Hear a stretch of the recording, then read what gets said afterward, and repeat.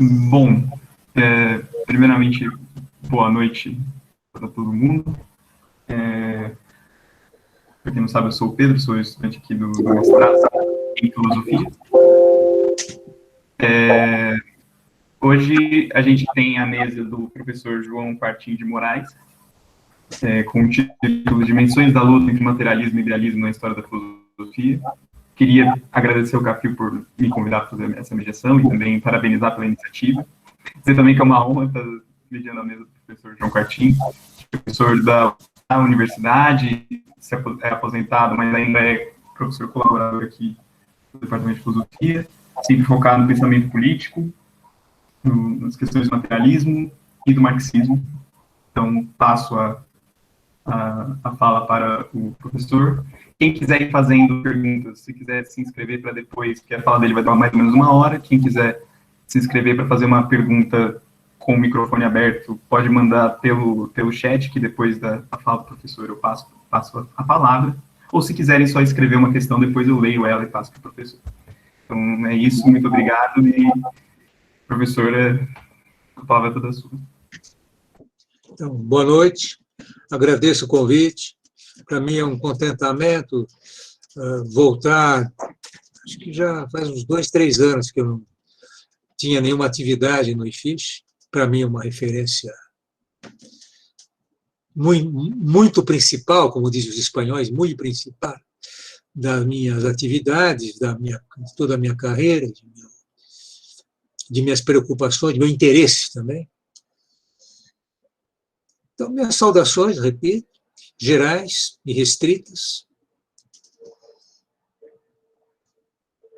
Há uma diferença entre os que começam um curso de filosofia, essa diferença, aliás, já certamente estava presente quando se inscreveram em filosofia. As motivações podem ser várias, não há nenhuma razão absoluta para fazer esse curso ou um curso conexo ou até diferente. De modo que há toda uma gama de dados pessoais, biográficos pessoais, que levam a isso. E também uma situação institucional. Era um curso que estava aberto, era um curso possível, e um curso que acredito a imagem é boa nos meios universitários. É um curso sério, um curso respeitado, e um curso que existe, se a memória não me atraiçoa, há 20, é um quarto de século, acho que já é um quarto de século. Ele foi lançado em 85, 86, por iniciativa de um punhado de professores.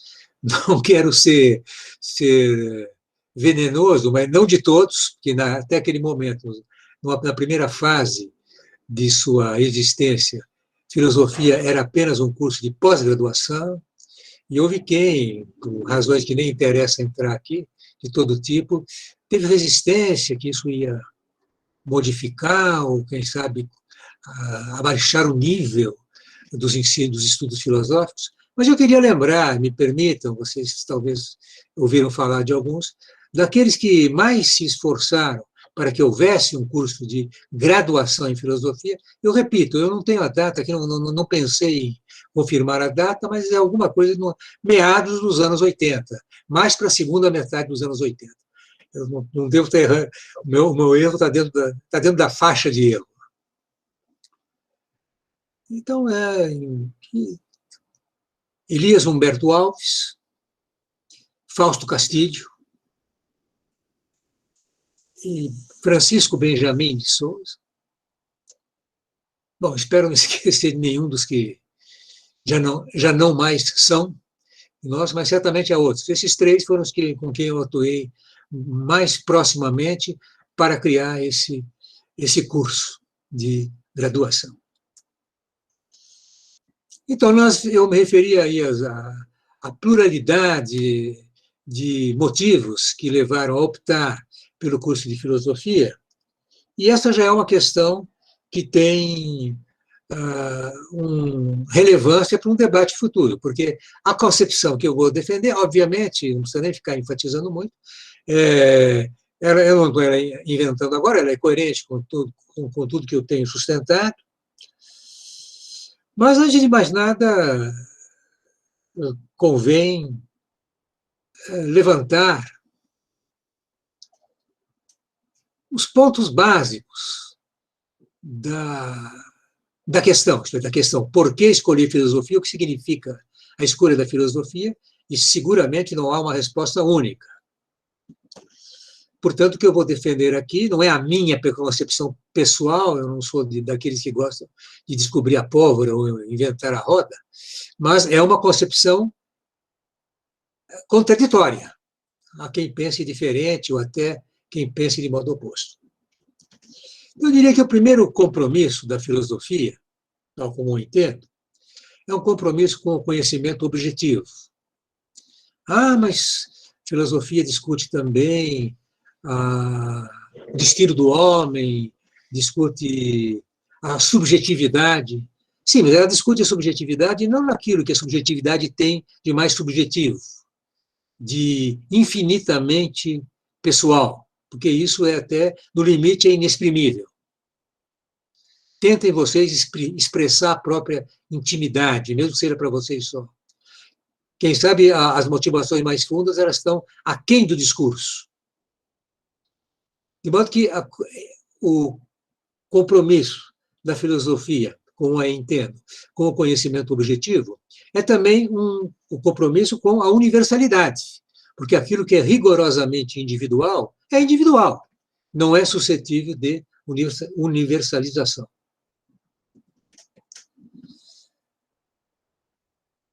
O segundo elemento é o fato de que, ao iniciar o estudo acadêmico de filosofia, nós nos deparamos com categorias, conceitos, sistemas produzidos e cristalizados, conservados pela tradição há pelo menos 2,5 milênios, desde assim consta a tradição, desde os primeiros sábios, pensadores helenos, que, constatando, de um lado, a mutabilidade de todos os fenômenos, e também a permanência ou a recorrência desses fenômenos. A imagem mais fácil, mais clara, é a sucessão das estações, e antes dela do dia e da noite, dos anos, constatando, portanto, a mudança e uma certa lógica, uma certa lei na mudança,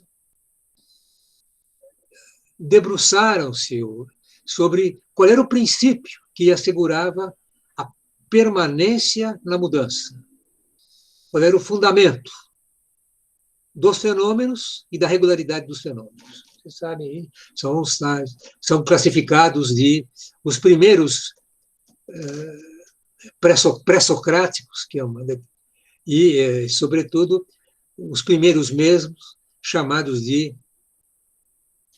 fisiólogos. Mas, para esses fisiólogos, a matéria era viva. Eles não separavam, não possuíam a distinção que a ciência estabeleceu muito depois entre a matéria inorgânica e a matéria orgânica. Tanto que, para explicar o que, aliás, de algum modo, simplificava as explicações, porque o problema que mais tarde surgiu e que foi resolvido pelo pensamento idealista, apelando para a teologia, isto é, a vida é um dom, ou a vida é... Esse problema era tratado de modo descritivo, digamos. Há seres que são vivos e há seres que são inertes. E ao longo de toda a filosofia antiga, e aí a palavra antiga, para simplificar, pré-cristã, isto é, até o pensamento que se desenvolveu até o momento em que as ideias do cristianismo, estamos falando do Ocidente, mas poder-se-iam estabelecer paralelos com o pensamento da outra grande religião monoteísta, aí é duas, mas o islamismo, também o judaísmo, mas o judaísmo estava muito conectado com o cristianismo, do ponto de vista dos efeitos filosóficos, são meio parecidos. São fundamentalmente, substancialmente parecidos. Isto é, o efeito filosófico do cristianismo, mais tarde do islamismo, mas também do judaísmo, que é anterior ao cristianismo, como todos sabem, é dizer que tudo que existe é ato produzido do nada, do não ser, por um sujeito absoluto, seja ele representado por um velho patriarca barbudo, em todo caso, onipotente, onisciente, que prevê tudo, etc. E essa ideia que é desconhecida, não somente desconhecida, mas seguramente, mais tarde, isso aí foi reiterado pelos filósofos de origem pagã, era desconhecida dos pagãos, era dos pagãos. Para eles, a ideia de que criar algo do nada é um disparate. Como é que do nada vem algo? Já ouviram falar, certamente, daquele enunciado do grande Parmênides, que, depois reiterado por outros filósofos, aquela oposição radical sem mediação. O ser é, o nada, o não ser, não é. Não há passagem desse pleno não. Há uma problemática que vai ser desenvolvida em seguida por Platão. Uma problemática do ser e do não ser, em que o ser é relativizado. Mas aqui não podemos entrar aqui agora, e de qualquer maneira, todas essas questões que eu vou esboçar, ou para as quais eu vou apontar, deixar uma parte do nosso tempo para debates, já é um modo até de eu não ficar preocupado demais em esgotar questões, longe de mim essa pretensão. Em todo caso, essa grande mudança que o cristianismo introduziu é essa, que sustentar que no fundamento de tudo há um ser onipotente, criador, que criou tudo do nada, salvo ele próprio, esse sempre foi. E que a filosofia antiga, pré-cristã, ao contrário, achava que o que está aí é permanente. A matéria e a vida são permanentes.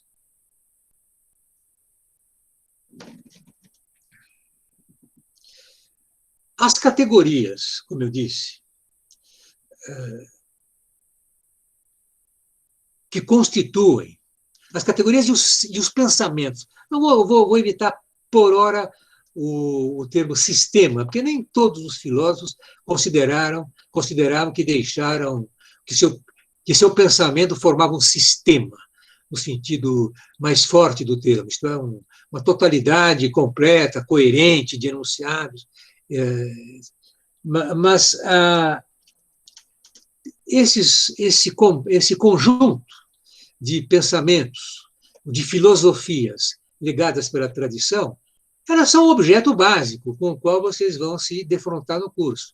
Não quer dizer que um curso de graduação, ele não vai discutir todos os filósofos, nem vocês terão de, sempre, repito, do ponto de vista da prestação, da atividade, da prestação acadêmica de vocês, se debruçar sobre todos. Mas, em linhas gerais, vocês terão que ter uma visão, até para evitar aquilo que eu também disse no início, evitar redescobrir a pólvora, reinventar a roda, etc. Né? Isso é importante. Então, é bom saber em que ponto, o ponto a que chegou, né, essa experiência filosófica de 2 milênios e meio.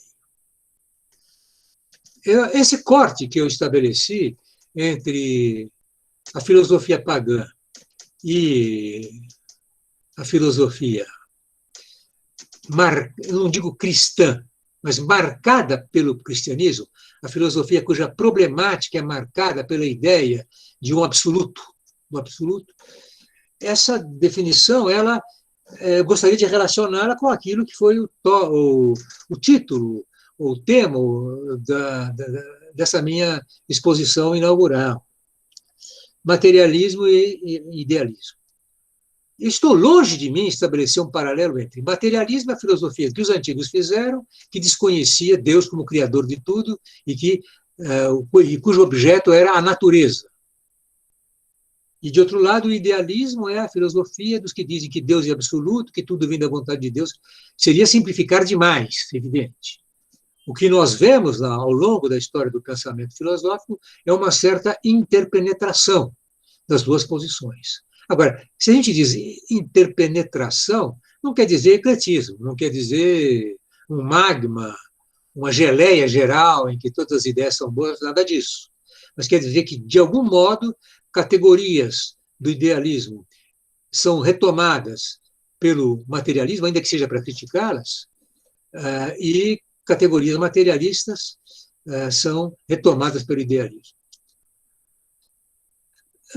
Uma pequena observação também, vocês não, provavelmente não vão encontrar uma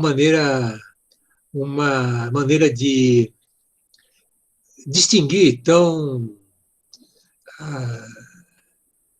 caracterizadamente essas duas tendências. Então, eu repito, é mais uma ideia de ver, uma ideia minha, uma tese minha, de ver, ao longo da filosofia desses 2 milênios e meio, uma luta, um confronto com múltiplos resultados entre a posição materialista, que é aquela que se estabelece na natureza e que tem nela o seu ponto de apoio, a natureza, que é o substrato, e o ponto de vista idealista, que considera que é um sujeito absoluto, é um ser absoluto e transcendente.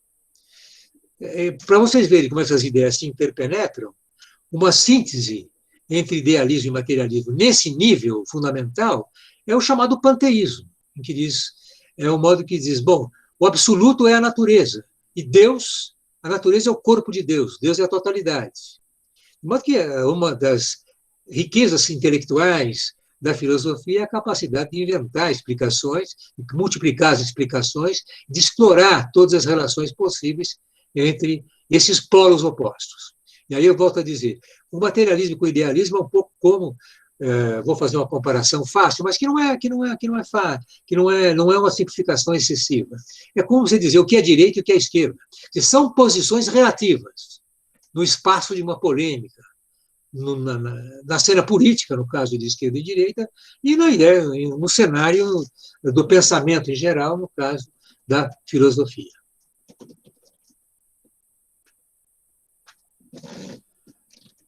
Se eu quisesse caracterizar, se eu consagrar mais alguns momentos para caracterizar o que significa a postura filosófica, e, nesse sentido, o que eu suponho que deva constar de uma escolha intelectual que faz estudar filosofia e não uma outra disciplina acadêmica, e sempre haverá uma tensão, né, entre a filosofia como um processo da história humana e sua organização acadêmica no nosso tempo.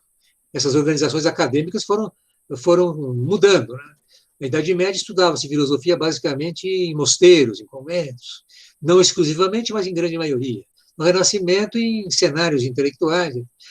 É da época moderna essa institucionalização crescentemente separada do ensino religioso. Porque houve muito tempo também que filosofia era um assunto ligado à teologia que estava na mão dos profissionais da igreja. Há uma emancipação nesse sentido da filosofia. Se, então, eu fosse dizer outros traços intelectuais, outras características intelectuais que motivam, que devem ter motivado, que são, de fato, constitutivas da postura filosófica, há mais duas palavras, mais duas noções gerais, que eu não vou pretender encaixar aqui com as outras, mas é uma coisa bem bonitinha e harmoniosa. Idealismo, materialismo, Deus, natureza. Eu estou lançando na discussão pares de conceitos opostos, sem a pretensão, até porque ela poderia ser uma pretensão um tanto de charlatanismo, de apresentar tudo prontinho. Talvez até nem haja conciliação entre esses diferentes pares de conceitos opostos. Mas, enfim, o outro agora não é mais um par, agora é uma questão de postura. A ideia de crítica. Essa ideia pode ser predominante e ela se tornou o centro de muitas obras teóricas, basta lembrar que ela é o título, ela constitui o título da grande obra de Immanuel Kant, que escreveu 3 críticas, para ele crítica era uma palavra-chave. Mas lembrar também que Karl Marx chama a sua obra maior, O Capital, Crítica da Economia Política. Então, é uma ideia-chave, é uma noção-chave que merece permanecer, digamos, no foco da nossa discussão. Não vou dizer o que eu entendo por crítica agora. Vamos ficar naquela noção que evoca em cada um de vocês o uso dessa palavra. Mas, seguramente, é mais do que o uso corrente da palavra. Criticar alguém é apontar seus erros, seus defeitos. Vocês sabem que a noção de crítica, no estatuto teórico da noção de crítica, nesses 2 exemplos, em outros, mas nesses 2 exemplos, os maiores que eu citei, em Kant, no último quarto do século XVIII, e Marx, ao longo do século, ao longo da segunda metade, enfim, quase a segunda metade do século XIX, significa uma postura que tem como objeto o próprio conhecimento já estabelecido e analisa os títulos, a razão de ser, e o grau de verdade e objetividade e o grau de ilusão dos conhecimentos já estabelecidos. Vamos nos contentar com essa formulação provisória do termo crítica no espaço filosófico.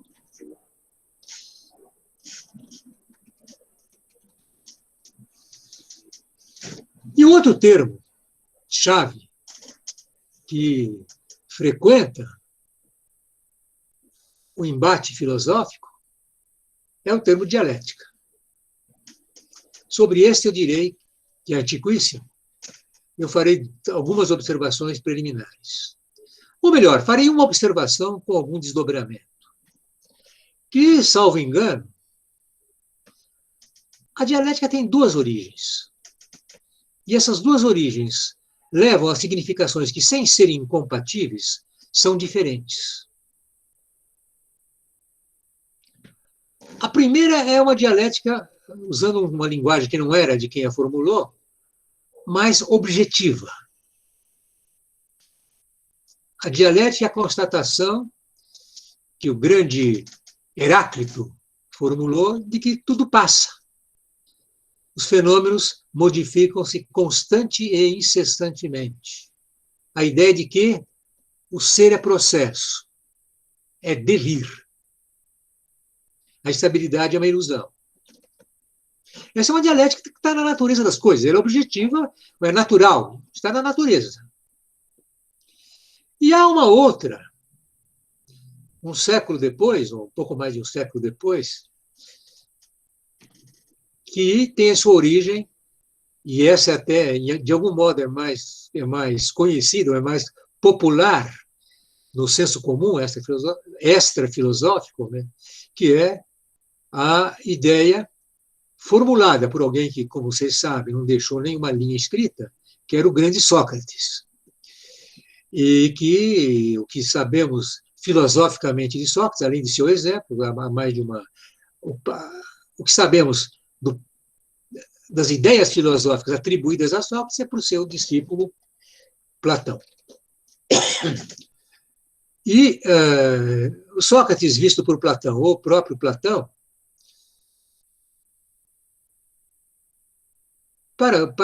para eles, a dialética é um método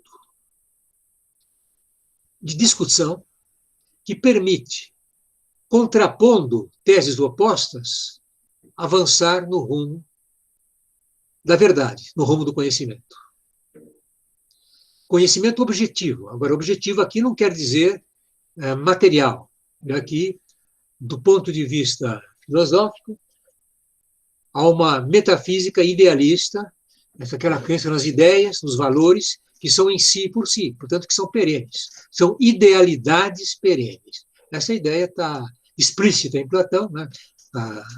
Popularmente nos manuais, a tal doutrina das ideias de Platão. O que quer dizer essa doutrina das ideias? Que, segundo Platão, valores ideias são objetivas, independentes do conhecimento humano, são em si, portanto, e o esforço humano consiste em, o esforço do conhecimento humano consiste em, através do confronto de opiniões, do debate, ultrapassar as particularidades de cada posição e erguer-se, e o termo erguer-se aí quer dizer isso, erguer-se rumo às ideias, erguer-se rumo a essas ideias perenes, a essas verdades perenes, já que a verdade emana da ideia, é o próprio da ideia.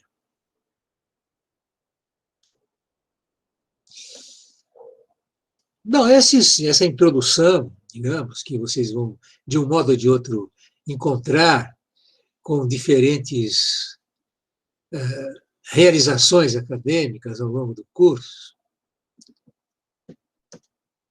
permitem passar ao vivo do assunto, esse que eu propus.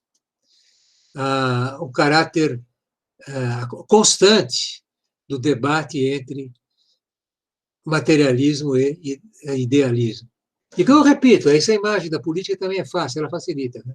Como se diz, há um debate permanente entre direita e esquerda. Agora, o que é materialismo e o que é idealismo, é difícil responder essas perguntas, exatamente como é difícil responder a pergunta o que é esquerda e o que é direita. Eu posso, num determinado contexto, dizer o que é materialismo e o que é idealismo. Do mesmo modo como eu posso, numa determinada situação, dizer o que é esquerda e o que é direita. Na Revolução Francesa, de onde, como vocês sabem, de onde provém essa maneira, esse modo de organizar ou de situar-se perante as controvérsias, os debates políticos, ser de esquerda significava, em alguns aspectos, ser liberal, enquanto hoje, claramente, ser liberal tende a ser de direita, porque é o individualismo contra o interesse coletivo, é o gosto do privatismo econômico e da riqueza pessoal contra o interesse coletivo e a propriedade coletiva da riqueza social, deslocou-se. Aquele elemento de individualismo que havia na Revolução Francesa era próprio a uma situação de avanço da burguesia em luta contra os privilégios feudais. Do mesmo modo, aquilo que é idealismo, ele pode ter um conteúdo de esquerda, aí combinando um pouco os dois pares de conceitos, direita e esquerda e idealismo subjetivo. Quando se formula o ideal de humanidade. A humanidade, se pode dizer, existe a humanidade? A humanidade existe como categoria biológica, populacional. Mas a unidade existe como realidade moral, cultural, jurídica, efetiva de direitos? Não. A humanidade, como realidade moral, objetiva, idêntica a si mesma, ela é uma meta, ela é um ideal da humanidade. Então, quando se diz eu sou materialista em filosofia, eu não estou dizendo que eu sou contra ideais. Isso é importante. Eu sou contra o cancelamento ou o ocultamento das realidades materiais por ideias abstratas que permitem transferir as questões para o além. Como o exemplo clássico, que vocês todos já pensaram certamente, daquele que vem dizer, não adianta brigar muito, lutar muito aqui na Terra tem muita injustiça, mas na vida eterna, tudo se iguala, Deus é bondade infinita. E aí você tem o uso da religião como um fator de estabilidade social, de estabilidade, de conformismo intelectual, de estabilidade social, que serve a quem está bem, a quem dispõe de privilégios, a quem beneficia-se das injustiças e das desigualdades.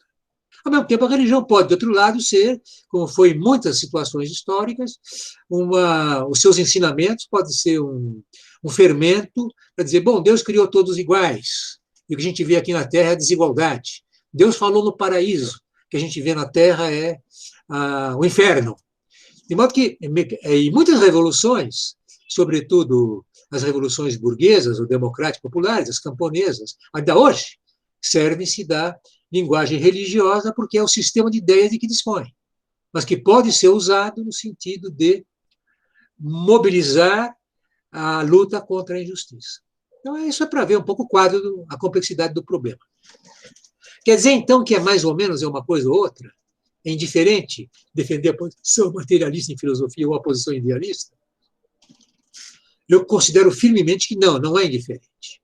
Porque nas horas difíceis, em que está em jogo o conhecimento, a posição materialista, ela significa a análise, o estudo da natureza que permite viver na base de verdades. Enquanto que apelar para explicar as questões a soluções já prontas, vamos dizer, a Bíblia ou o Corão, é uma simplificação e uma maneira de obscurecer o conhecimento.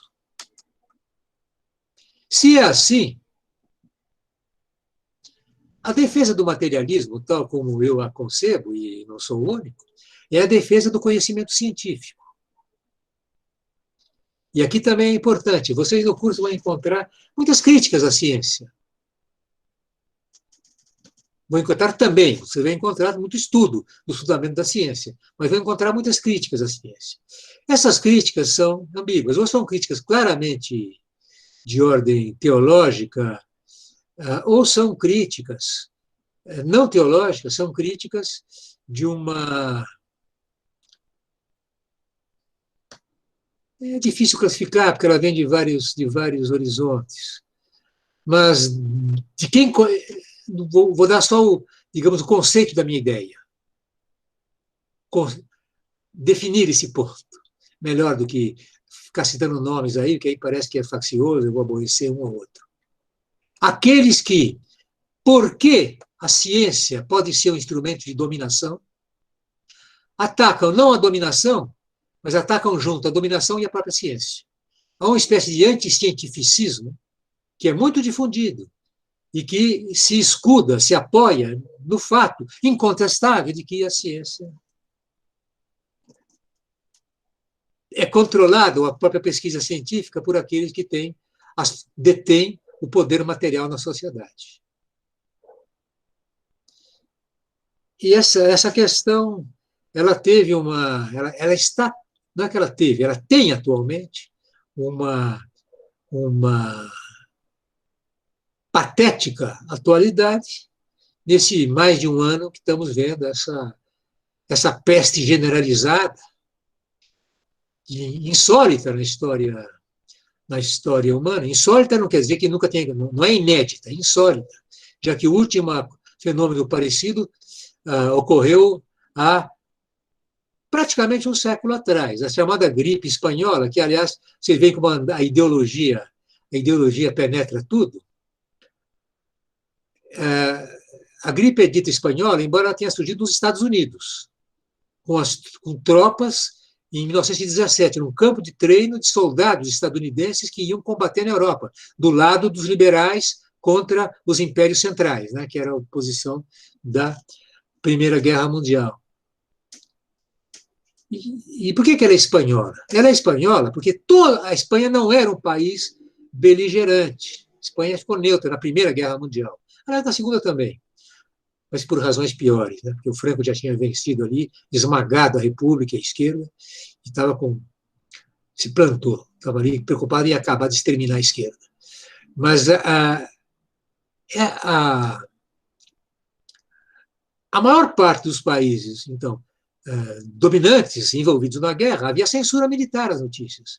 Então, não se falava na tal gripe, que era aquele vírus letal. A Espanha, que não estava sob censura, a imprensa não estava sob censura militar, falava. Então, a gripe ficou conhecida como espanhola porque só a Espanha falava dela. A cifra mais aceita para as mortes é 50 milhões. Você vê que, por mais que os negacionistas se esforcem, ainda estamos longe desse resultado. Né? Não chegaram a esse número. Né? Ainda não chegamos, acredito que está em alguns milhões, mas estão longe ainda. Né?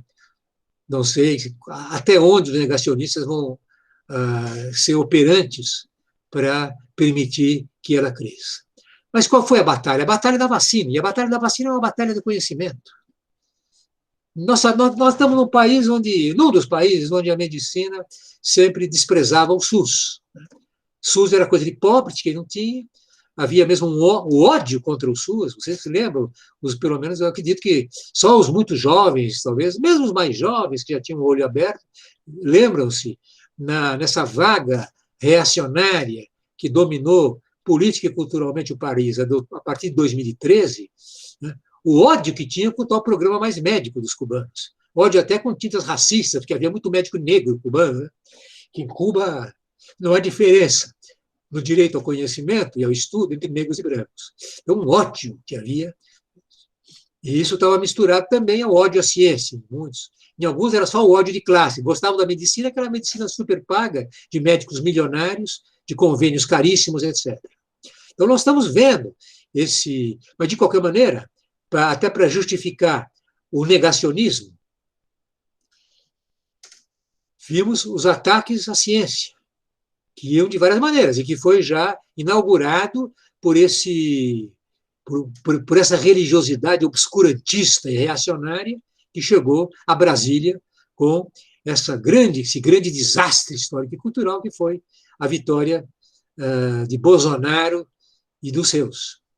Mas um dos elementos mais fortes foi o ataque à ciência, o desprezo à ciência, contestar a ciência vulgarmente. Ele não esperava, aliás, ninguém esperava, que a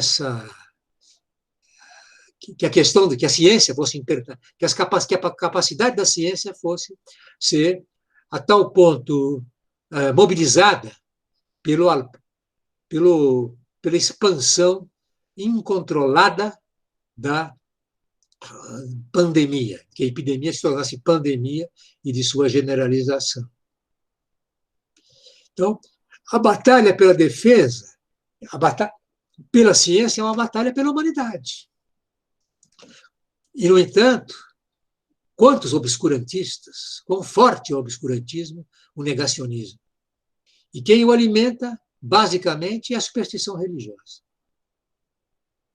Há um outro modo também de mostrar o mal que o idealismo faz no senso comum. Eu vou abrir mais um parênteses, porque como não se sabe o que vai voltar à baila, vai voltar ao foco, quando formos discutir, trocar ideias. Eu citei Immanuel Kant e a ideia do criticismo. E ele é classificado como idealista. E, em grande medida, com razão. Por quê? O idealismo, do sentido dele, é a filosofia ocidental, a partir de Descartes, que faz das condições do conhecimento o princípio da filosofia. E o princípio da filosofia é quais são as condições de possibilidade da verdade objetiva. Isto é, partir do conhecimento para chegar aos seres, para chegar à natureza. Isso tem um papel importantíssimo na história da humanidade e na história do conhecimento. De modo que, mais uma vez, eu digo, essas questões se interpenetram. Criticar o idealismo não é criticar todos os que tiveram posições idealistas, ao contrário, é reconhecer a sua importância. Como, mais do que eles todos, Hegel. Hegel que retomou na modernidade, na contemporânea... Não sei se Hegel é nosso contemporâneo, é uma questão de debater, né? Não vamos perder tempo com isso. Em todo caso, ele é muito moderno e ele ainda pesa fortemente no nosso pensamento. E Hegel se autoconsiderava o idealismo absoluto. Mas é o idealismo carregado de materialismo. É só abrir, por exemplo, nas lições sobre a filosofia, as lições que ele dá, que estão traduzidas, pelo menos para o francês, em português não sei, sobre a história da filosofia. A primeira preocupação dele, quando ele começa, que ele apresenta os autores, começa lá nos filósofos helenos, gregos, até a modernidade, ele diz, fulano nasceu em tal lugar, tinha tal coisa, a cidade era assim, assim, havia rios, ele descreve o contexto natural. Então, ele era muito atento ao contexto natural. Então, sempre há elementos da natureza, não há, digamos, uma negação, um antinaturalismo. Em Hegel, né? Haveria em outros, mas não em Hegel. Com esse parênteses, eu voltaria, então, ao mal que o idealismo faz ao senso comum. Sem dúvida, a palavra materialismo, no senso comum, como a posição materialista, porque ela traz implícita uma crítica da religião, ela é muito atacada, essa posição, o termo tem uma carga pejorativa. Não sei que o materialista só pensa em riqueza, em grana, mas vocês, ao ouvirem isso, devem lembrar o seguinte: aqueles que só pensam em grana, que andam de helicóptero, que acumulam fortunas, que têm apartamento em Miami, etc., em geral são espiritualistas, são pastores, na verdade, mesmo a Igreja Católica tem o Banco Vaticano, etc. Né? Quer dizer, procurem controlar isso. Eu tive um professor que chegou até a dar aulas um homem por quem eu tenho uma grande admiração, Gérard Lebrun, e ele era muito irônico, ele ficou no Brasil há alguns anos. Eu me lembro que ele brincava comigo, não ia dizer isso numa situação de aula, mas agora, passado tanto tempo, ele já morreu há muitos anos, dá para contar isso, que é uma pequena anedota mais expressiva. Ele caçoava desses idealistas, dessa maneira, desses hipócritas. Ele dizia: pois é, eu fui num congresso de filosofia em Natal, não sei quando, ainda era a filosofia estava na mão ainda de uma direita de uma sociedade de filosofia só aberta para a direita. E foi muito recentemente que a ANPOF, Associação Nacional de Filosofia, passou a representar a filosofia. Isso é interessante, é um lado administrativo interessante. Se não, era essa sociedade de filosofia, o nome exato agora está me escapando. E nesse congresso ele dizia: é engraçado, só falavam de idealismo, de Deus, de espiritualismo, todos espiritualistas. Aí eu passei a observar e formulei uma lei. Ele era brincalhão, era um jeito muito irônico, e nós sabemos que a ironia é uma qualidade. Sócrates era muito irônico também. Ele dizia: eu formulei uma lei que, quem sabe, vai passar para a história como a lei de Lebrun. Quanto mais o sujeito defendia ideias espiritualistas, mais lagosta ele comia no jantar. Evidentemente é uma anedota, mas provavelmente tem fundo de verdade, embora não dê para demonstrar que a quantidade de lagosta consumida fosse exatamente proporcional ao espiritualismo de cada qual. Isso para dizer do uso pejorativo do termo materialista. Você vai no povo e tal, você é só materialista, o cara já põe a mão no bolso, né, para manter a carteira dele. Assim circulam as coisas. Agora, o mal que o idealismo faz, esse mal está em discussões também. Você vai quando ocorre, cada um de nós ocorreu com alguém mais pobre culturalmente, ou dominado por esse obscurantismo religioso agressivo. Quantas vezes não? Esse cara aí, no meu caso, é professor de filosofia. Aí eu já queria me encher o saco com aquela filosofia da vida dele. E quem criou tudo? De onde veio tudo? Ele achava que isso aí era a resposta. Foi Deus, não é? Eu falei: não sei, você acha? E eu respondia que é uma espécie de kantismo. Né? Você vê que eu me baseava no grande Kant para responder, para não me encher a paciência, né? Deus criou tudo, está na Bíblia, né? Deus criou tudo. Eu respondia de uma maneira kantiana, uma inspiração, uma popularização do kantismo. Eu dizia: diga uma coisa, você diz, Deus criou tudo porque você pergunta quem criou o mar, quem criou a natureza, o mar vem disso, isso vem daquilo, vem do planeta, vem disso, vem daquilo, mas de onde vem tudo? Vem de Deus. Eu digo: e por que você não pergunta de onde vem Deus? O teu raciocínio é muito bem. Você diz que tem um indivíduo, um objeto chamado Deus, que esse criou tudo. Se eu disser que tem algo chamado natureza e que tudo está nela, por que a sua ideia é melhor que a minha? Eu acho que a minha é melhor que a sua, por uma seguinte razão. Você está colocando uma entidade, um objeto, que está fora da natureza. Agora, você não pode negar que nós estamos aqui na natureza. Enfim, isso é uma lição de filosofia, um pequeno exemplo da filosofia prática. Então. Mas eu quero dizer que a filosofia, ela traz a posição, perdão, eu encurtei, veio um guincho de carro aí fora. A posição materialista em filosofia, como uma posição científica em geral, Mesmo que o sujeito seja cientista, ele pode acreditar em Deus, pode ser idealista em filosofia, no entanto, quando ele faz ciência, ele é materialista. Ele vai examinar os fenômenos, cada fenômeno, na sua complexidade, na sua dificuldade, nas suas mutações, né, como fazem com as mutações do famigerado coronavírus, o grande espantalho em nossos dias. Ele vai examinar, né, vai usar em laboratório, microscópio eletrônico, análise, laboratório, caldo de cultura, cultivo, etc. Efeitos nos indivíduos, estatística, que são os instrumentos básicos de trabalho da medicina científica. E, no entanto,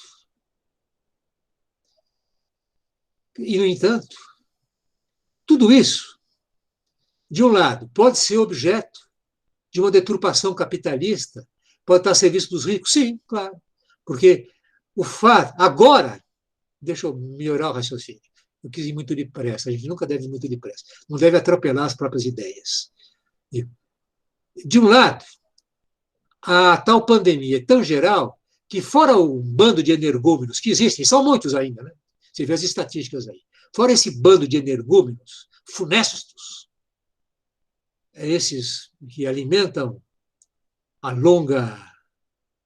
o longo e lúgubre cortejo de mortos que se acumulam dia atrás dia, fora esses, que infelizmente ainda são uma minoria, grande demais para o horror do que eles sustentam, fora esses, ninguém vai explicar, vai recorrer a outra explicação que não seja a possibilidade da descoberta. Mas, se hoje há uma convergência das forças científicas, das capacidades econômicas e científicas para aumentar a produção de vacina e enfrentar o vírus, certamente houve durante muito tempo em que a pesquisa científica, porque ela dependia de financiamentos e obedecia aos poderosos do momento, ela era dirigida para questões não prioritárias. Entende? Mais uma vez eu bato nessa tecla. Vocês vão encontrar esse mau argumento frequentemente, porque a diferença entre a ciência como conhecimento objetivo e as condições materiais da ciência, que muitas vezes são deturpadas ou pelos ricos, ou pela luta pelo poder.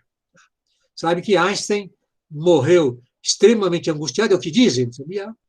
Quando percebeu o uso que a sua descoberta da relatividade servia para a fabricação de armamentos nucleares. Né? Duas, aí, a relatividade universal, mas diante disso a radioatividade. Aí, Júlio, o casal Curie, com esse morreu bem antes de fabricar a arma nuclear. Mas é isso. Então, é a diferença entre aprofundar no conhecimento do átomo, do infinitamente pequeno na natureza, e o uso perverso, destrutivo, que os conhecimentos assim descobertos podem ter. E, basicamente, eu diria ainda sobre a dialética, eu acrescentaria que sobre a conexão crítica e dialética, que é essa. Nenhuma das duas. Quer dizer, são ferramentas, vamos dizer, são instrumentos, e eu já disse, não vou voltar à distinção, que eu lancei para vocês, a vocês aqui, aos que fizerem intervenções, aqui cabe determinar se nós voltamos ou não a falar disso, mas, fundamentalmente, a dialética ela pode ter um uso idealista, como pode ter um uso materialista. E esse uso materialista pode até aparentemente ser progressista, ela está no campo progressista. Muitos que usam a dialética, por exemplo, considerando o materialismo histórico, para voltar, tá? Como uma relação entre grupos sociais apenas, eliminando da obra de Marx e Engels, do materialismo histórico, a relação com a natureza, a capacidade de pensar a articulação da história humana com a história natural. Portanto, pode ser dialético. Se estudar dialética da luta de classes, você pode fazer uma descrição idealista, nesse sentido, não no sentido teológico, mas no sentido de que, bom, primeiro vem o homem no comunismo primitivo, havia unidade, essa unidade foi rompida quando apareceu a divisão de classes entre dominantes e dominados. Essa divisão em classes, ela teve várias configurações históricas, ela foi extremada, polarizada e universalizada com o capitalismo, que colocou de um lado os donos do capital, de outro lado os detentores da força de trabalho, e ela será suprimida quando isso for, quando essa separação for superada. Quer dizer, quando a unidade que estava no começo da história, que foi suprimida, for refeita, reinventada, restabelecida no comunismo final. Essa descrição, que como esquema ela tem pertinência, mas ela fica uma descrição vazia se nós a esvaziarmos da matéria histórica e da matéria natural, do contexto natural. Bom, eu acredito que provavelmente tinha uma quantidade enorme de tópicos que eu deixei de lado, mas eu devolvo a palavra, antes solicitando uma tolerância, não precisa parar, não, vamos de alguns minutos, que eu quero pegar um copo d'água, estou com a garganta seca, esqueci de pegar um pouco d'água aqui, tá bom? Então, uma licença de alguns minutos, eu volto para os debates. Tranquilo, professor. Gente, eu já tenho uma pergunta aqui do Eduardo, mas quem mais tiver interesse pode ou digita inscrição, que daí eu posso passar a palavra, ou pode escrever já a pergunta no chat, que depois eu passo para o professor.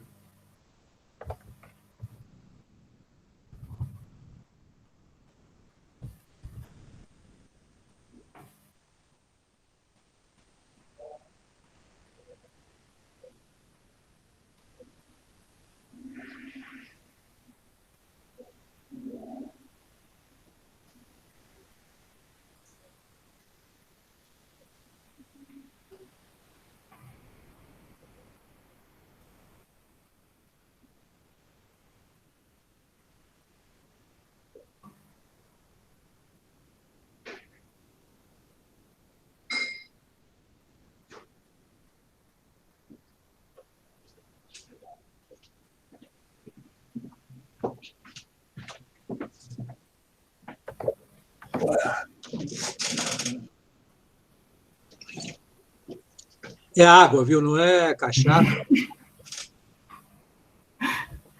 Professor, então, primeiramente, muito obrigado pela sua exposição. Acho que ela foi muito clara e achei muito interessante o panorama que você fez da história da filosofia, com essa tese central, né, da distinção da disputa entre materialismo e o idealismo.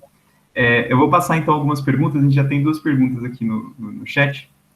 Vou passar a primeira do Eduardo. Professor, o senhor pode falar um pouco sobre o materialismo e o idealismo que justificavam a escravidão dos negros e dos índios? E passo mais uma, ou você responde essa? A gente faz um bloquinho, como você acha melhor? Não, se o bloquinho, se alguma pergunta evidentemente conexa com essa, tudo bem. Mas se for diferente, eu preferia uma por vez. Então, um tema por vez, digamos. Não é uma pergunta por vez, é um assunto por vez. Acho que não tem muita relação. A Renata levantou a mão. Você tem uma pergunta que tem relação com essa pergunta do Eduardo, Renata, ou não? Acho que não. Não. Então, responde primeiro essa do Eduardo. Do materialismo justificava e idealismo que justificava a escravidão.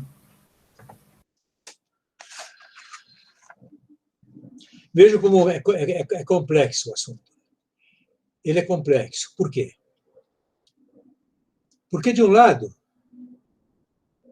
é preciso ter um ideal, uma ideia de realizar a humanidade, portanto, valores de humanidade, da identidade substancial da condição humana.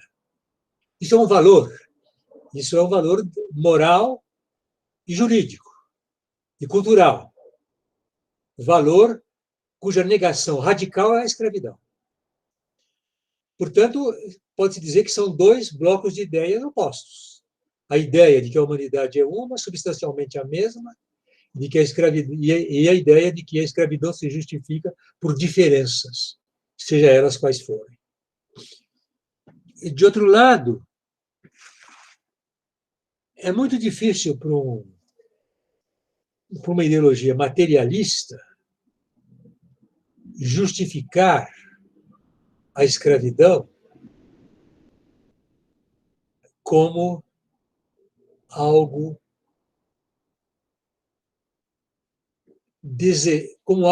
explicável por fatores extramateriais. Por exemplo, muito da justificação, os piores modos de justificação são aqueles que dizem que vão apelar para a Bíblia, né? Que na Bíblia tem sido o quê, brigar os irmãos, etc. E a Bíblia admite a escravidão. Está na Bíblia. E é muito difícil que não tivesse, porque a escravidão atravessa a história da humanidade, boa parte da história da humanidade. Ela adquiriu, digamos, peso crescente em certos momentos históricos. Por exemplo, na civilizadíssima Hélade, na Grécia clássica, em Roma. É curioso, né? Aí é uma contradição, elas caminharam juntas. Um auge filosófico e cultural e, ao mesmo tempo, uma produção material assegurada pelo trabalho escravo, de prisioneiros. Mas não apenas de prisioneiros de guerra, não. Às vezes havia captura, havia grupo de capturar prisioneiros. Os gregos, por exemplo, eles iam lá para o Mar Negro, para o Mar Cáspio, para as adjacências, para a periferia. Você pega escravo na periferia. Né? Eles procuram ter uma distinção objetiva. Antes de ser a cor da pele, como foi na era moderna, era a diferença de linguagem, de língua, de costumes. Às vezes, até os escravos tinham pele mais clara, né? Quando eram germânicos, etc., que tinham pele mais clara do que os romanos do sul, que eram os escravistas, os gregos. De modo que, do ponto de vista materialista, é claro que é possível, de um modo cínico, dizer, não, tá aí, os mais fortes escravizam os mais fracos, pronto. Os mais poderosos, etc. Outros dizem que é uma fórmula célebre de Aristóteles. Ele não via com prazer a escravidão. Então, há uma fórmula célebre na sua ética, que ele também repõe na política e na ética, em 2 textos básicos de Aristóteles, em que ele diz: se as rocas tecessem, fiassem sozinhas, etc., isto é, se nós não precisaríamos de escravos. Isto é, nós, quer dizer quem? Nós que somos a classe dominante, os senhores, e que queremos fazer guerra, discutir política, pensar, desfrutar das coisas melhores da existência, e precisa ter uma categoria que faça esse trabalho para nós, que trabalho material, pesado, sem interesse, nada. E aí a diferença que Aristóteles estipula não é explicitamente racial, não é racismo. A diferença dele, vocês são os que alguns certamente já ouviram falar, sabe? É a diferença entre dotes. Os homens são diferentes, que uns são mais, vou resumir bastante, né? Ele existe de uma maneira mais elaborada.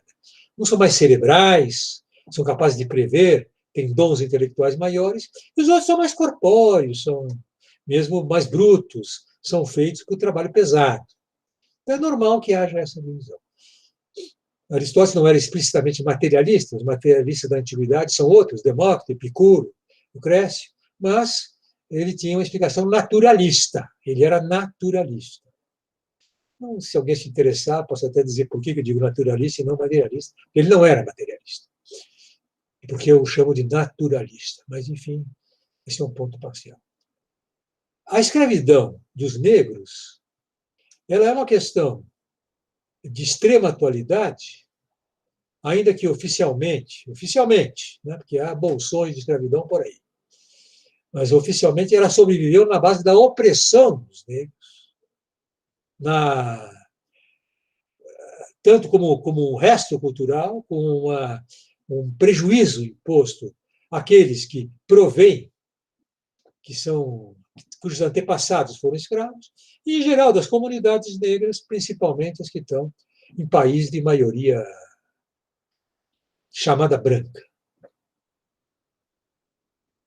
O que é muito interessante é que a luta frontal contra a escravidão não foi obra dos liberais. Os liberais se dividiram na questão da escravidão. Eu digo os liberais, mesmo os ideólogos liberais. Mesmo os ideólogos liberais. Muitos deles, como John Locke, o famoso, aceitavam a escravidão. Alguns, assim, que é uma fatalidade, infelizmente, é um dado da realidade, é um dado objetivo. Outros usavam argumentos, quem sabe, de alguma conexão com os de Aristóteles. Alguns são menos capazes, né? Mas, fundamentalmente, eles respeitavam a propriedade, quer dizer, no fundo, o ponto econômico, né? Porque nós sabemos, no Brasil, é claro, né, só um exemplo, até que alguns historiadores materialistas, no melhor sentido da expressão, os bons, justificam, um dado evidente, até o final do Império, a hipoteca bancária que os fazendeiros, donos de escravos, conseguiam, era conseguida por causa de empenhando os escravos para os bancos, a garantia dos escravos. Porque a terra ainda estava um pouco regularizada, tinha pouco valor de mercado, quem fazia as escrituras eram lá dominados pelos coronéis, pelos senhores donos de engenho. Então, o banco, que sabia de tudo isso, que era o objetivo, queria garantia mesmo. Então, a garantia eram escravos. Para ver o peso econômico que tinha. E para ver que, embora subestimada, entendo, a abolição, no meu entendimento, não sou especialista no assunto, mas me interessei o suficiente para poder dizer isso com tranquilidade, a abolição da escravidão representou, sim, uma transformação social forte. Insuficiente, porque os negros libertados não se lhes ofereceu a terra, por exemplo, ou um auxílio para a terra. Quer dizer, eles foram para a terra, mas para a periferia, porque já havia. A terra tinha pouco valor, mas já tinha algum. Sobretudo a terra que estava em torno dos centros urbanos, dos centros de exportação, etc. Mas é muito importante constatar que a base econômica ela funciona. E, ao mesmo tempo, então, e os liberais, porque no liberalismo faz parte um elemento constitutivo da ideologia liberal, que é o individualismo. E esse individualismo, nos liberais mais grosseiros, se expressava aqui em Alhures, no Brasil e mais além do Brasil, no seguinte princípio, que resume isso, né? Diz o fazendeiro: da porteira da minha fazenda para dentro, quem manda sou eu. Isso é individualismo, é o indivíduo rico, poderoso. Nos Estados Unidos, a coisa é mais complexa ainda, porque a Guerra da Secessão, que foi uma solução radical, profunda, para abolir a escravidão, e foi uma guerra terrível, ela deixou extremamente ressentidos aquilo que eles chamam de poor whites, os brancos pobres. E foi essa massa que nunca aceitou inteiramente a derrota. Hoje pode aceitar a abolição da escravidão, nunca aceitou a derrota, tanto assim que você vê que no trumpismo, nesse fascismo estadunidense, estava cheio de bandeira da Confederação até hoje. Eles nunca aceitaram a derrota. Eles só se inclinaram porque, não sou um estudioso da história dos Estados Unidos, mas sei que durante alguns anos, o que houve no Sul não foi liberdade política. Quando o Norte abolicionista venceu, sabendo com quem estavam lidando, e para garantir a emancipação, a libertação dos negros, tinha que manter uma força armada, inclusive com muitos negros vitoriosos na Guerra da Secessão, garantindo isso. Quando finalmente isso terminou, houve a pacificação, lentamente aquele ressentimento dos brancos do Sul derrotados foi aflorando. Aí fundaram organizações, usando a liberdade de organização e de expressão, como a Ku Klux Klan, o preconceito contra os negros, os linchamentos, a violência, a segregação na teoria e na prática castrando negros que tinham relações sexuais com brancas, e toda aquela atrocidade que estendeu-se por um século, praticamente. Ainda hoje tem restos. Né? Aquele filme estadunidense, sempre naquele Mississippi em Chamas, né? Mostra que é um bom filme, né?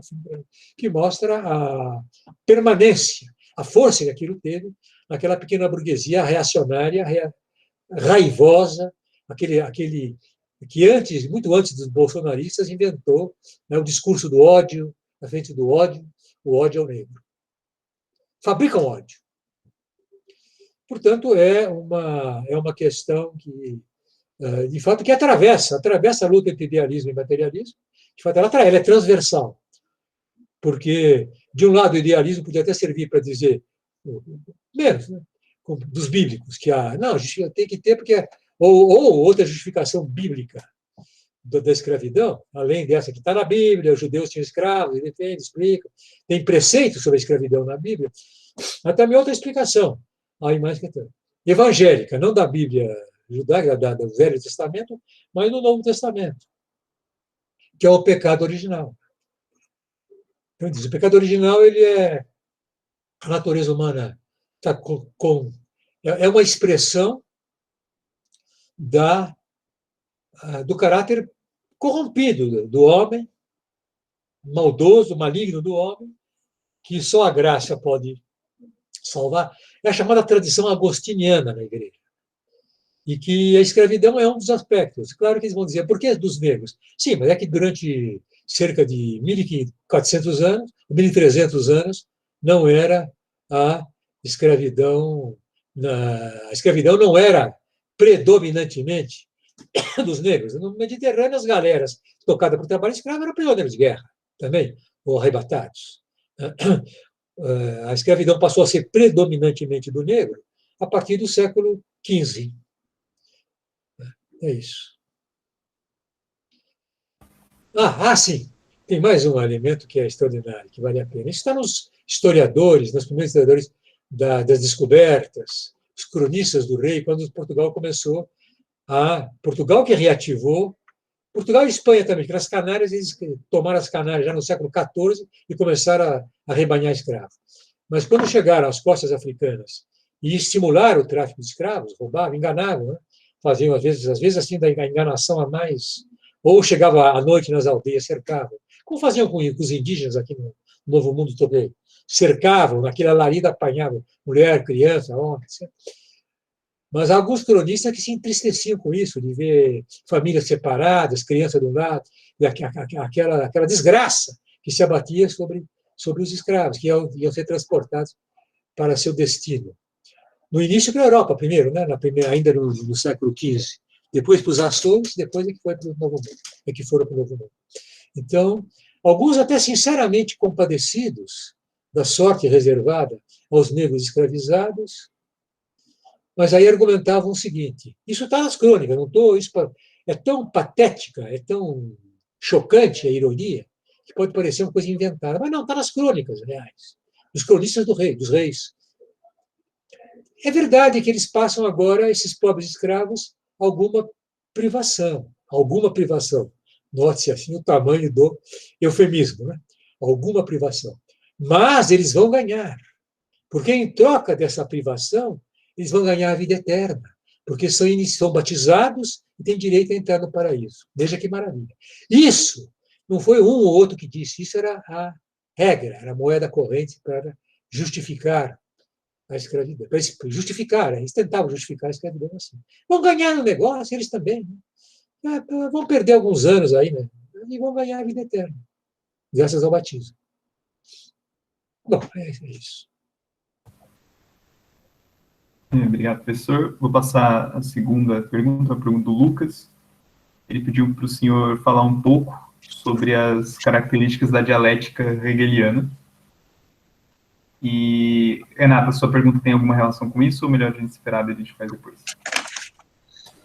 Também não. Não, então tudo bem. Então... A réplica dela, então, deve ser bem original, mais original, né? Vamos esperar. A primeira coisa a dizer sobre a dialética hegeliana é que a palavra dialética não é muito frequente, é menos frequente, eu não digo que não existe, digo, não é bem menos frequente nos textos de Hegel do que poderia parecer. Por exemplo, a palavra lógica, logic, é muito mais presente.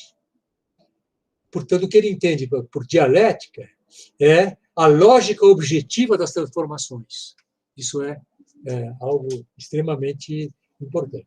O modo como circula a dialética é evidente, eu imagino até que na pergunta esteja implícito isso, as simplificações fazem mal à dialética. E as simplificações foram muito à esquerda, a esquerda marxista também, na sua divulgação, a tese, a antítese, a síntese, em 3 movimentos, isso tudo. Não é que a dialética não funcione pela contraposição de teses, mas vejam bem, não é só de teses, porque aí nós ficaríamos exclusivamente na vertente socrático-platônica da dialética, que é um debate, uma discussão de ideias. Enquanto que o fundo da dialética, e Hegel tinha grande admiração por Heráclito, o elogio de Hegel a Heráclito, Hegel frequentemente volta para elogiar Heráclito, é ter concebido o ser como processo, como devir. E, por isso mesmo, ele elogia, vendo o fogo que tudo transforma, o símbolo, o símbolo grande da transformação, o devir. A importância que dá o símbolo. Portanto, a primeira consideração é essa. Há leis, há traços da dialética objetiva. Já que na dialética subjetiva, aí é a dialética socrática, é a arte de discutir, o confronto de opiniões. E, bom, derivada dessa, há uma outra significação que o termo dialética recebeu, ainda na Antiguidade, em Aristóteles. Aristóteles, como sustentava que não há idealidades separadas, não via a dialética como uma lenta ascensão a verdades eternas, perenes, que estão mais além do discurso. Aristóteles, mas ele não recusa a dialética, mas para ele dialética também tem esse mesmo núcleo socrático, digamos, é o confronto de teses, a busca dos princípios do conhecimento, que esses princípios do conhecimento, de cada ciência, de cada conhecimento, não são fenômenos, não aparecem, não são dados, não passam pelos sentidos, são elaborações que fundamentam a busca dos fenômenos, que orientam, que organizam a busca dos fenômenos. Então, os primeiros princípios da ciência que não são demonstráveis são sempre objeto de uma discussão que ele chama de dialética. Mas eu digo, aí ainda é um sentido derivado do sentido socrático. Quanto ao sentido objetivo, são teses que, mais tarde retomadas pelos movimentos revolucionários marxistas, principalmente, a ideia de que é a ideia heráclito-hegeliana, de que aí foi o grande Mao Zedong que resumia muito bem, embora ele vinha de uma tradição, de outra tradição cultural e de outro fundamento cultural. Quando eu digo isso, eu penso cultural, não é só usos e costumes, modo de comer, de se vestir, não. É base linguística. A estrutura linguística do chinês é muito diferente da estrutura linguística das línguas indo-europeias. E se há um ponto que atravessou a filosofia do século XX e que permanece, é a conexão entre linguagem e pensamento. Isso certamente é um tema cativante, eu não entrei de propósito, que aí levaria para essa, aí seria uma outra introdução, mas é certamente um tema ao qual vocês serão confrontados, que vai preocupar. É a conexão linguagem e pensamento. Ora, se essa conexão é importante, como me parece, uma estrutura linguística como a do chinês, eu aproveito para fazer esse parênteses, ela provavelmente leva a uma concepção, uma articulação lógica e a um sistema de conceitualização diferente, que a universalidade, que é uma universalidade no conceito também, ela é atingida por um outro caminho. Bom, o peso, então, fechando o parênteses do peso da estrutura linguística e do léxico na filosofia, os dois princípios mais fundamentais o movimento é absoluto e o repouso é relativo. E o repouso é um momento de estabilidade e equilíbrio instável e a tendência ao movimento é mais forte. Por quê? Porque a realidade, a natureza é processo. E também uma outra em que Engels insiste muito, na sua Dialética da Natureza, que é um texto que merece ser estudado, ao lado do Anti-Düring, que são dois textos básicos para o materialismo histórico, dialético, não é histórico, dialético, é a ideia é a transformação da quantidade em qualidade. Transformação que os exemplos mais simples são famosos que a água com uma certa quantidade de frio, com certa intensidade de frio, vira gelo, com uma certa a intensidade de aquecimento vira vapor. Mas isso é a formulação mais simples. Quer dizer, como se disse, a contradição entre o mais e o menos. É uma contradição, uma oposição sistemática. Mas o mais importante é enquanto a contradição move a natureza. Então, eu diria dois princípios dialéticos para pensar a natureza. Princípios, claro, que também estão inscritos na lógica objetiva das situações culturais, sociais e políticas. No sentido de que a luta tende ou ao equilíbrio, que sempre será estável, ou à ultrapassagem da própria contradição por uma solução social ou cultural mais avançada. E isso é uma visão dialética do movimento social. Tá bom? Tá bem, né? Obrigado, professor. Renata, quer fazer a sua? Bom, queria primeiro agradecer, porque foi um percurso muito interessante, né? Passou por vários temas e vários conceitos muito legais, e trazendo hoje para a atualidade. E eu tenho duas perguntas, professor. Uma é muito objetiva, que me pediram para perguntar se o senhor ainda aceita orientação. E a segunda eu quero retomar o final da sua fala, que você disse, estava comentando sobre a esquerda, né? E aí você disse que fica esvaziada, se deslocada da história natural. E aí eu tive a impressão de que isso se conecta, de uma certa forma, com o momento em que você falou que você é contra o idealismo, não é contra o idealismo, mas é contra o ocultamento de realidades materiais por fins que os idealismos tomam, né? E eu queria saber se essa impressão está correta, e se não está correta, em que momento que acontece esse deslocamento da história natural, né? Por que, enfim, as diversas lutas ficam esvaziadas? Muito bem. Eu passo para a primeira pergunta, que é facílimo de responder. Eu acho que uma orientação agora comigo é de alto risco, né? Embora eu já tenha feito as duas vacinas, ainda sou uma figura de alto risco. Eu espero, enquanto tiver energia intelectual, continuar ativo, tão ativo quanto antes, por enquanto. Mas, evidentemente, que todo o processo, ou como dizia grande Hegel, posso dar a fonte, acho que na introdução à fenomenologia do espírito, a vida do filho é a morte do pai. De algum modo, sucede, e a morte é o encadeamento da morte da vida.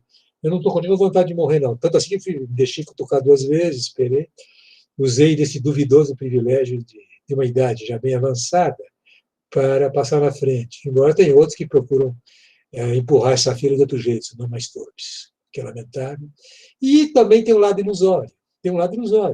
Porque enquanto não houver uma vacinação geral suficiente, uma massa crítica de vacinados, que tem que ser na casa de dezenas de milhões, não sei quanto, não sou epidemiologista, 100 milhões, estamos muito longe disso.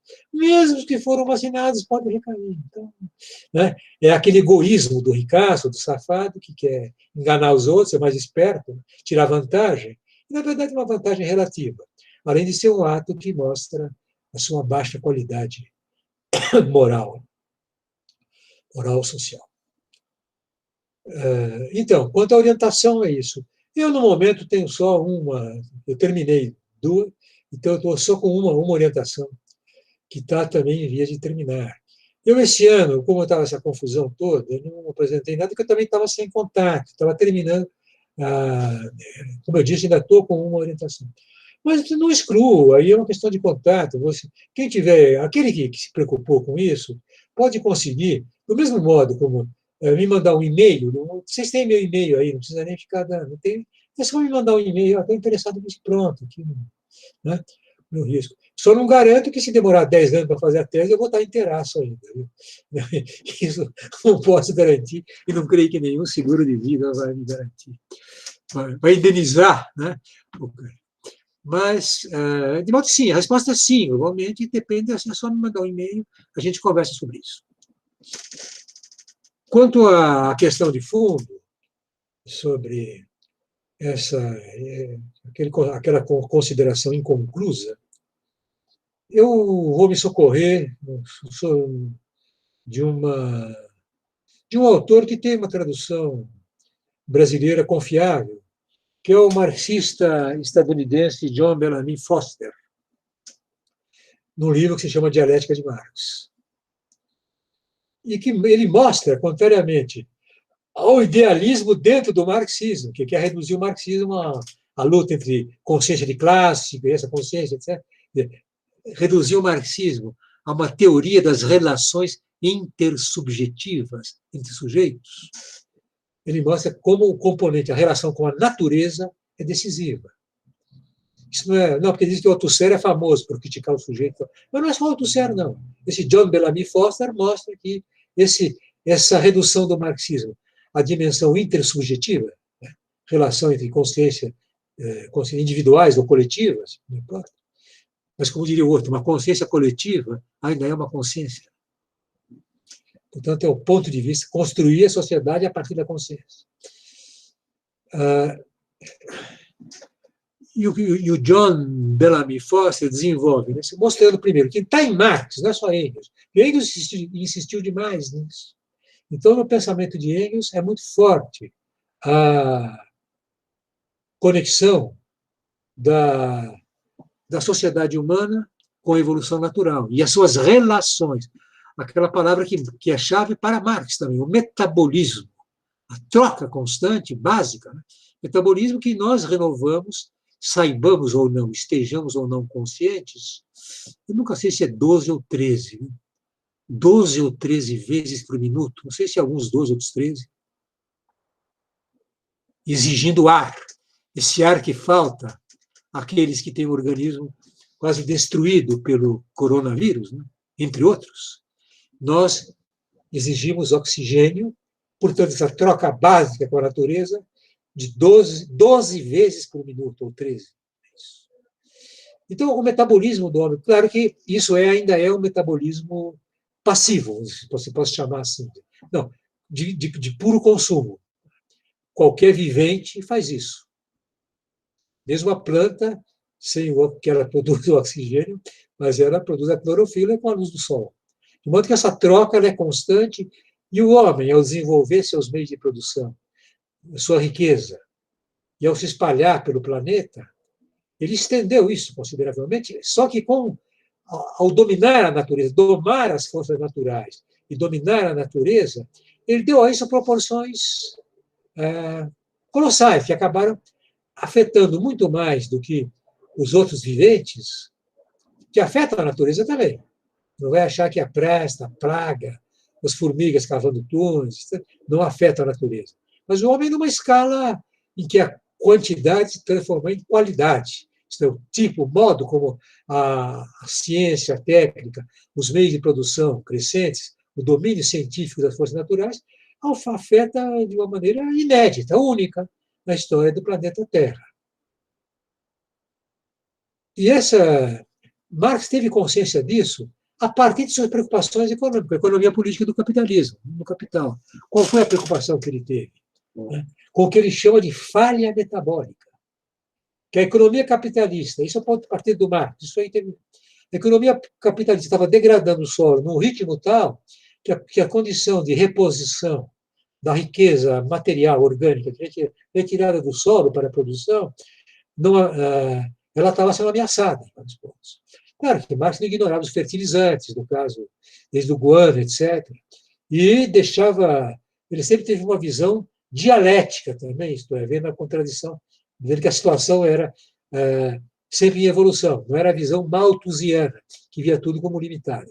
Visão malthusiana que, portanto, tentou estabelecer aquela tal lei, que é uma lei estática, que não é uma lei científica, dizendo que o consumo, com o aumento da população, cresce exponencialmente e a capacidade de produzir alimentos cresce apenas aritmeticamente. Que isso é desconhecer a capacidade revolucionária da ciência e da técnica, capacidade revolucionária desenvolvida pelos próprios capitalistas, pelo próprio capitalismo, pela ciência capitalista aplicada à natureza. Mesmo assim, Marx diz, o ritmo de absorção de riqueza da natureza é tal que essa falha metabólica, esse corte no metabolismo, na realimentação da natureza, ele vai aumentar. Bom, estamos hoje vendo, né? Marx escreveu isso há mais de 150 anos, um século e meio. Estamos vendo isso, né? Clareira, Amazônia, os oceanos transformados num lixão de águas profundas e tudo isso, e etc. Poluição atmosférica, o aquecimento, tudo isso. Agora, portanto, o combate que diz ecológico, né? E esse é o ponto do Foster, é um tema central. Foi da minha geração, será de vocês, e dos que virão depois de vocês. Central. Portanto, a dialética recolocar a relação homem-natureza no centro do materialismo dialético, portanto, no centro do pensamento revolucionário do marxismo, e revolucionário em geral, é fundamental. Então, dá para chamar a atenção, e vale a pena ler, é um livro que vale a pena ler. Como eu disse, traduzido em português, certamente, no tempo desse John Foster, que o título é singelo, em português, acho que o título é a tradução do título dos Estados Unidos, em inglês, que é A Ecologia de Marx. Se não me engano, o livro chama Ecologia de Marx. Acho que dá, né? Mas, como diz o outro, mais ou menos deu para responder.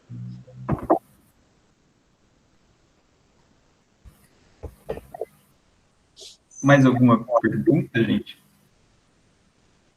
Professor? Senão eu tenho uma talvez meio simples, mas... Bom, se alguém quiser fazer uma pergunta, pode levantar a mão, se inscrever.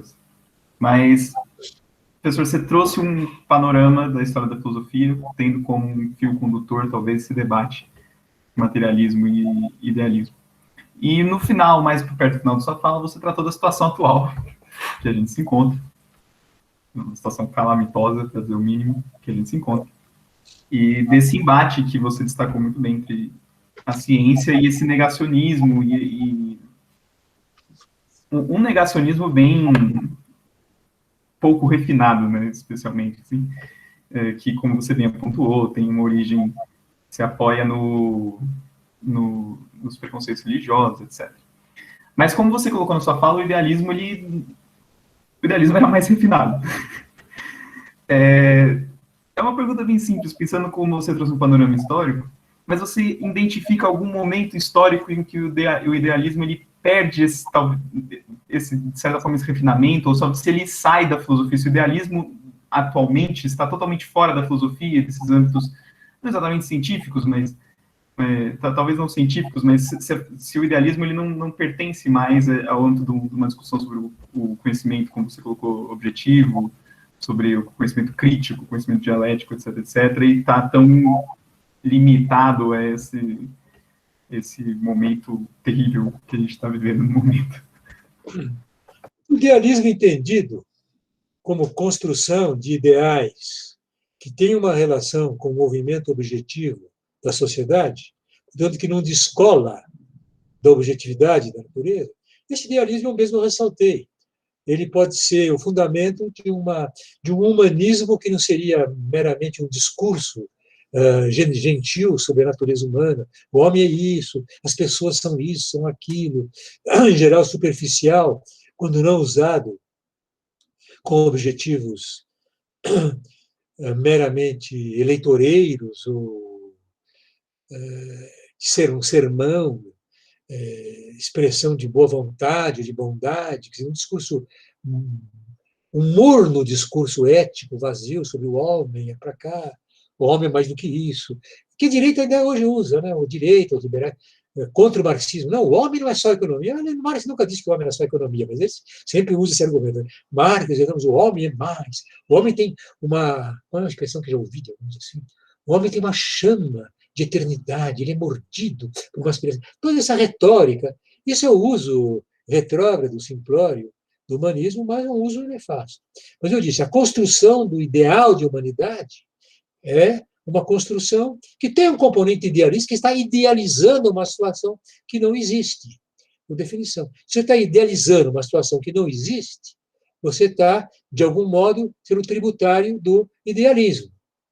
E, de qualquer modo, o momento da consciência, o momento da atividade humana, um programa político, vamos mudar um pouco, vamos imaginar um programa político. Nesse programa político, revolucionário, um programa de transformação da sociedade.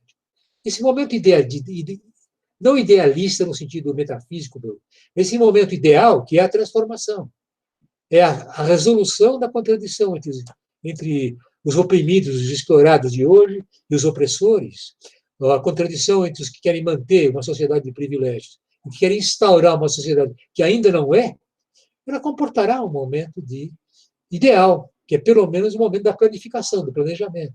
Mas é mais do que isso. É a luta pelos valores, a luta pela identidade da condição humana, a luta de que a igualdade entre os humanos é um valor que é negado na prática e imemorialmente, mas ela é possível, uma construção que possa se arraigar nos costumes e adquirir a força das ideias que chegam às massas. E esse é um processo muito longo. A gente pode criticar a religião, mas o mérito do cristianismo foi ter, por primeira vez, em relação ao paganismo, não que entre os pagãos não houvesse quem sustentasse a igualdade humana, mas ainda eram pequenos núcleos que diziam isso. Os epicuristas, por exemplo. Mas uma religião que teve impacto de massa no início, como a religião cristã, ela difundiu essa ideia, ainda que eles mesmos fossem coniventes com suas negações. Mas a dialética aí, do idealismo estava instaurada. E essa dialética tornou-se muitas vezes uma força material, quando ela se tornava uma esperança para as massas. É célebre, um exemplo célebre que Engels usa muito no seu estudo escrito sobre as guerras de religião na Alemanha, aquele famoso Thomas Müntzer, que era a reforma entendida radicalmente, como aplicar o evangelho na terra. O evangelho na terra, construir o paraíso na terra, agora, aqui. E construir o paraíso na terra significava exterminar os ricos, que eram agentes do diabo. Deu um estraçalho completo de todos os lados, mas foi um fermento de revolução, essa ideia, e a ideia tinha lá a sua parte de anseio de justiça. Né? Que se o evangelho está certo, apenas eu interpreto como o evangelho, o drama teológico se passa na Terra. Assim ele interpretava. E ao se passar na Terra, ele significa que a luta entre os eleitos e os condenados, entre os satânicos, está aqui. Isso aí pode ter várias interpretações, né? Inclusive o lucro que esses pastores, bispas e bispos tiram, de dizer que Satanás está aí. Vai embora, Satanás, quanto eles ganham, às vezes líquido, né, de arrecadação, para ficar exorcizando Satanás dos ingênuos. Mas, enfim, essa mesma manipulação ou mistificação, ela serviu na Alemanha de fermento para uma das guerras camponesas da ala mais radical. Digo mais radical porque o Lutero mesmo se voltou contra eles. Mas a ideia de que só aos pobres é o reino de Deus, só aos pobres. E os ricos têm que ser eliminados. Então, de modo que a presença do idealismo, das idealidades, ela é muito forte. Sem entrar na questão, eu falei idealidade, me escapou isso, de que construções teóricas e abstratas são idealidades, não são. Você não compreende aí mesmo conceitos hoje indispensáveis na matemática, como o famoso, o mais conhecido, o número I, né, os números complexos, é uma idealidade que mesmo um sistema não é suscetível de uma interpretação empírica. Então, é uma construção teórica. Que toda a ciência se constrói com idealidades. Negar isso é ser ingênuo. Todo o problema é não ter uma interpretação metafisicamente idealista, retrógrada, das idealidades. Elas são construções da inteligência humana.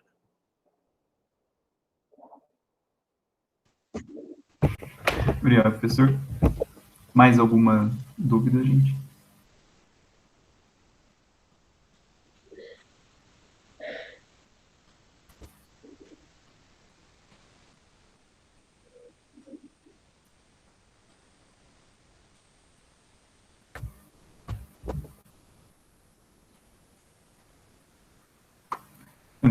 Talvez não. E aí, Renata, o que você acha? Podemos encerrar a mesa? Eu acho que sim. Se alguém tiver alguma dúvida aí, tiver com vergonha, manda no chat, gente. Pode escrever no chat, eu leio para vocês. Pode mandar por e-mail também, depois pega.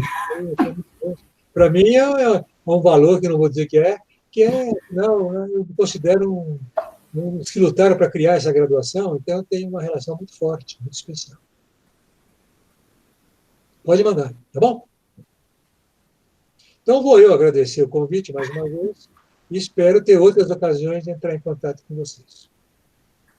Muito obrigado, professor. Muito obrigado de novo, Cafir. Parabéns pela iniciativa.